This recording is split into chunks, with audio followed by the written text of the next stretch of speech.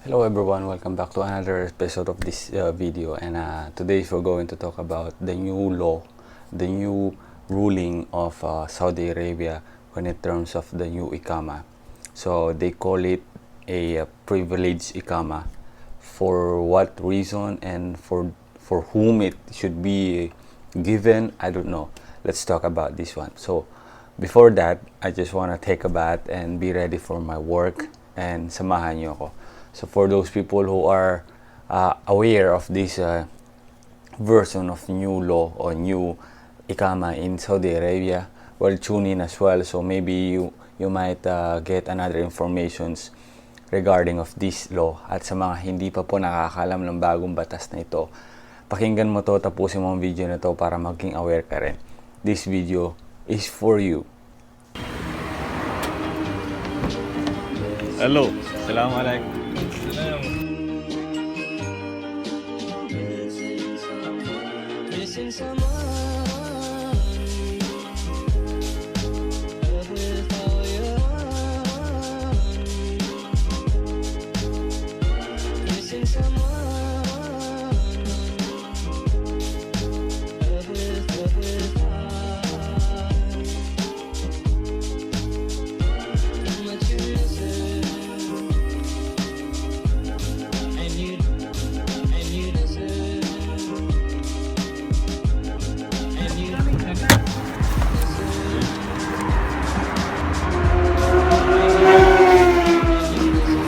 Okay guys, nandito na tayo sa papasok tayo ng trabaho.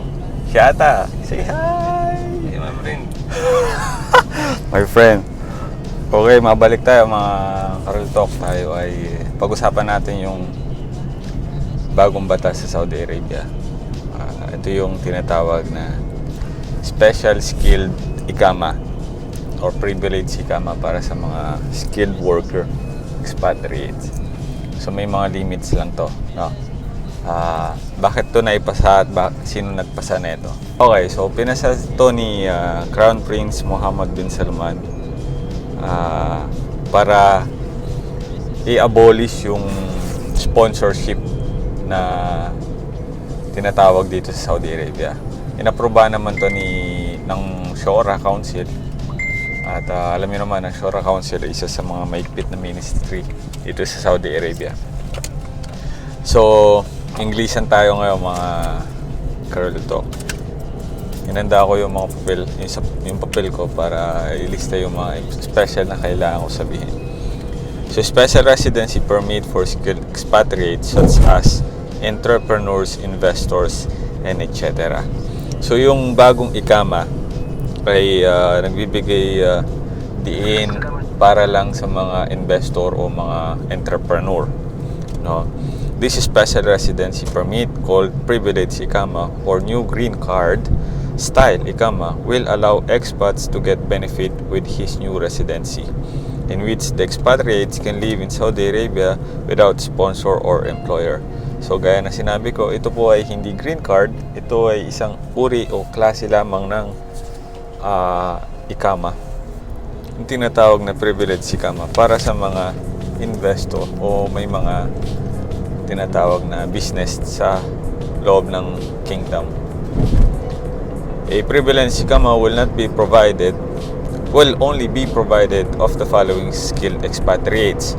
So una, an investor or entrepreneur who can own a property in the kingdom. So kung may kakayahan kang magkaroon ng business dito sa Saudi Arabia, pwede kang magkaroon ng ganong ikama. A person who can recruit the other employees, kaya mong mag-hire ng mga tao sa iba't ibang bansa. A person who has his own transport and land.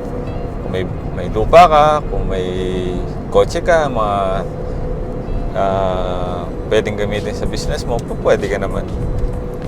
The resident permits will also include the family status so that the holder can issue visa for his family. So, syempre, kung business owner ka na, pwede ka na makakuha ng visit visa para sa pamilya mo.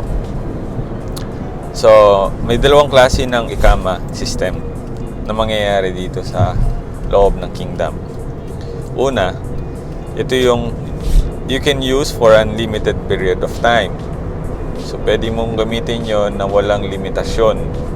At yung pangalawa, ay valid lamang every year or yearly basis and subject to renew siya. So, pwede kang gumamit o kumuha ng unlimited, pwede ka rin naman na kumuha ng nire-renew mo na lang siya yearly basis.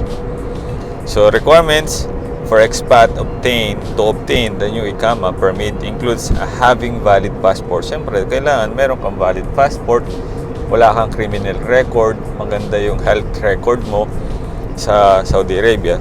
So, magkakaroon ka ng ganong pagkakataong maka-avail o maka-obtain ng magandang ICAMA sa Saudi Arabia. 6 conditions to obtain special privilege ICAMA.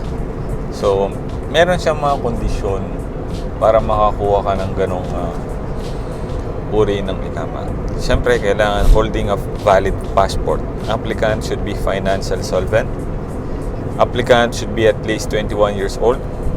If he is or she is staying in Kingdom, he or she should have an ICAMA, syempre. Clean criminal record at health clean record ka dapat sa Saudi Arabia. Bago ka makakuha ng ganong klase ng ICAMA.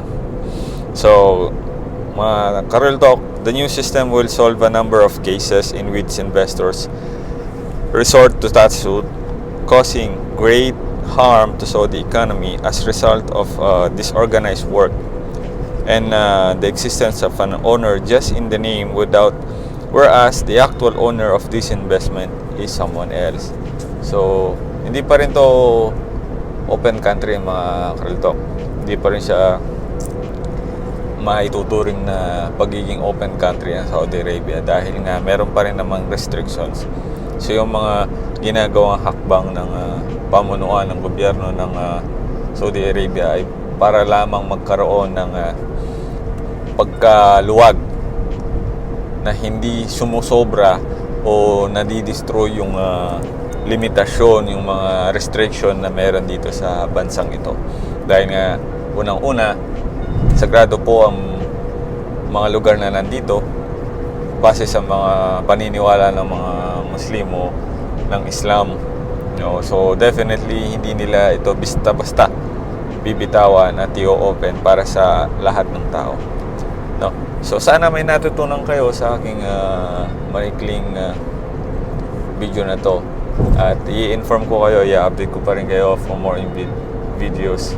Seryoso si Tropa for more videos and update na nangyayari dito sa loob ng bansang ito. Kung bago ka sa channel na to, alam mo na ang gagawin mo. Subscribe ka na, share mo na rin, at i-like mo na ang video na to kung may natutunan ka. At kung subscriber ka na rin, maraming salamat sa iyo sa pagtangkilik sa aking channel. At sana, stick together tayo. So, peace!